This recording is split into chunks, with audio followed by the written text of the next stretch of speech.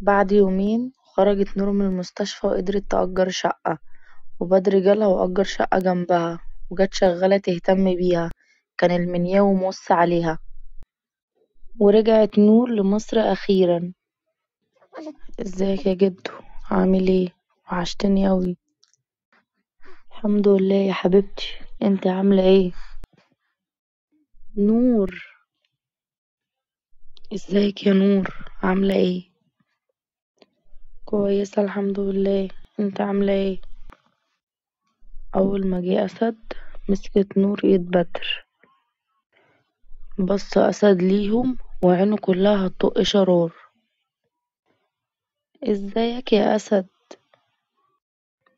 نورتي مصر. شكرا. يلا يا بدر. وقفهم أسد وهو ماسك ايد نور واداله بالقلم. انت اتجننت؟ بقولك ايه، يلا اطلعي فوق. أسد، في ايه؟ مالك ومال بدر؟ والله ما انا سايبه، والله لا موته. وسابهم أسد وطلع لنور. معلش يا بدر يا ابني، حقك عليا. انا اسفه والله، كله كان غلط انا. خلصنا بقى. يلا اعملوا وش اللي اتشلفت ده عقبال ما استنى المجنون اللي فوق. حاضر. افتحي الباب يا نور. مش فاتحة حاجة. بقولك افتحي الباب. هكسره فوق دماغك.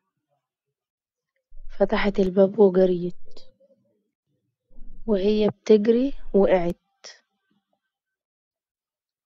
ايه اللي انتي عملتيه ده؟ بقولك ايه، ابعد عني. انت مش جوزي عشان تتحكم فيا. انا نفسي اعرف انت عملتي كده ليه. لاني لقيت في الحنان مش الاستهزاء. لقيت في المعاملة الكويسة مش الضرب. انت عايز مني ايه؟ اصلا كنت مجبورة عليك وخلصنا. ومشيت وسابته. رايحة فين؟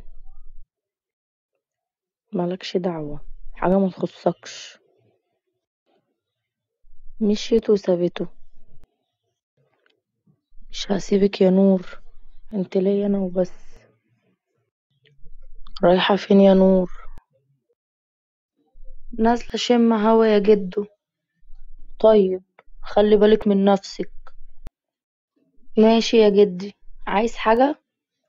لا يا حبيبتي، شكرا. وابتسمت نور ومشيت. واتمشت نور على البحر لأن ده مكانها المفضل. أنا ليه بيحصل لي كده؟ والله ما ذنبي. أنا ممكن أكون بحبه.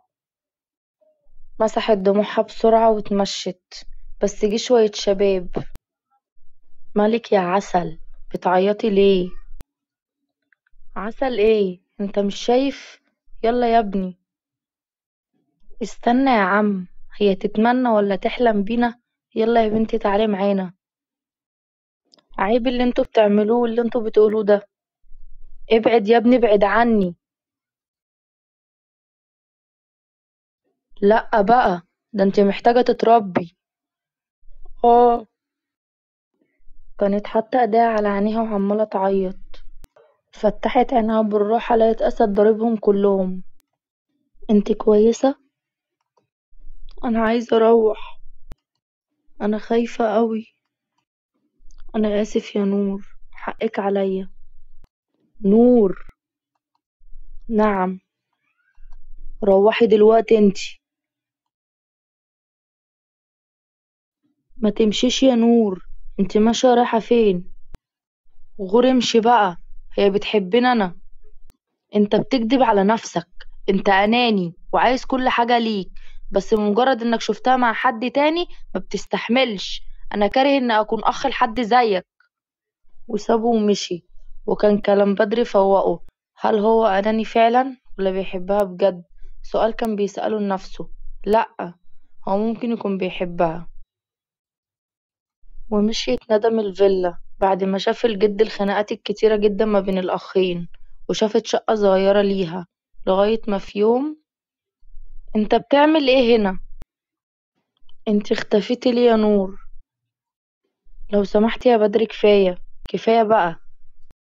يلا قومي تعالي معايا. انت بتقول ايه يا ابني؟ انت اتجننت؟ تعالي نهرب ونتجوز. اطلع برا يا بدر. هتيجي معايا؟ مش قالت لك اطلع برا؟ كفاية بقى، حرام عليكم. وبعد ما مر سنة، نزلت نور من الطيارة بشكل مختلف تماما. شعر أصفر، وجسم رشيق جدا بعيونها الزرقاء زي لون البحر. والنهاردة رجعت وهي أخيرا حققت حلمها. حلمها ما كانش مجرد إنها تخس وتبقى حلوة، لأ. كل اللي كانت عايزاه إنها تثبت نفسها في أي مكان، يكون عندها ذرة ثقة في نفسها، ولو ذرة واحدة. بس دلوقتي خلاص، اشتغلت مضيفة طيران، وثبتت نفسها قدام الناس كلها. والنهاردة أذن إن حان الوقت عشان ترجع. وراحت القصر عشان تشوف جدها والبنات. مين حضرتك؟ المنياوي بيه موجود؟ أيوة موجود. أقوله مين؟ قوليله نور.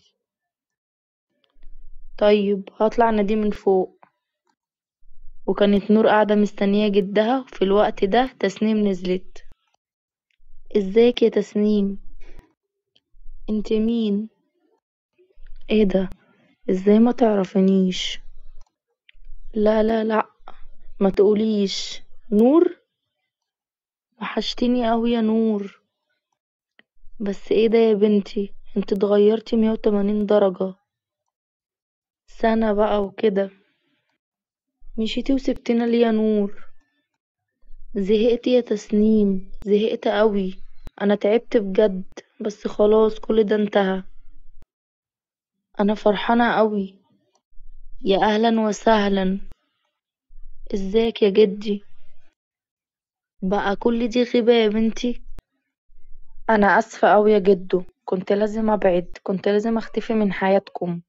خلاص يا بنتي، انسي اللي فات. اسد مش عارف يعيش من غيرك يا نور. اسد؟ اسد حاسس بالذنب بس يا جدي، عايز يرجعلي عشان يرضي غروره. ارجعيله يا بنتي، اسد بيحبك. كان فين الكلام ده لما كنت متجوزاه يا جدي؟ ده ما عملش حاجة غير انه بهدلني، ودلوقتي ارجعله؟ طب ازاي؟ انا ممكن اكون اعجبت بيه، بس البهدلة والقرف اللي عشته معاه غطى على كل ده. انا هسيبك تفكري يا بنتي، وكده كده انا مش هغلط تاني وهجبرك على حاجة. يلا بقى اطلعي على اوضتك، محدش دخلها من ساعة ما مشيتي. وابتسمت نور لجدها والتسنيم وطلعت على اوضتها. وكانت كل ما بتمشي خطوة بتفتكر الألم اللي حست بيه. هو اللي أنا سمعته ده صح؟ اه صح. ولقيت سلسلة متعلقة على الحيطة مكتوب عليها بحبك. وفهمت كده إن أسد هو اللي معلقها، ومن رغم كسرتها لكن لبستها. بدري رجع والاتنين كانوا عايزين يرجعوا لها. وافقت إنها تختار واحد، تختار اللي قلبها ممكن تسامحه. اخترت ايه يا بنتي؟ انا وافقت اني اقف هنا تاني عشان جدي اللي ما سابنيش ولا لحظة، وكارما وتسنيم وخديجة اللي اعتبرتهم اخواتي، واخويا الصغير محمد. لولا كده انا ما كنتش هقف هنا معاكم. انتوا هنتوني او جرحتوني. وانت يا اسد، كنت شايف نفسك عليا عشان اجمل مني. وانت يا بدر شايفني تخينة فهاجي معاك. لا بجد برافو. وردي بقى هقوله لجده. يلا باي.